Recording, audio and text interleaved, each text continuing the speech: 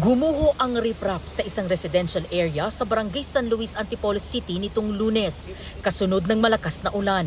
Ayon sa barangay, lumambot ang lupa dulot ng malakas na agos ng tubig sa mga drainage pabagsak sa creek, kaya gumuho ang riprap sa gilid ng kalsada. Narinig namin may biglang malakas na bumagsak. Kala namin nilipad na yung bubong namin sa may bandang likod.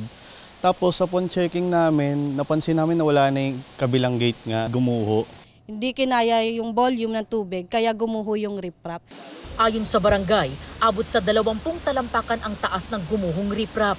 First time na nangyari yun. Sobrang tagal na rin ng riprap, so kailangan na rin siyang i-repair. Wala namang nasugatan o nasawi sa insidente.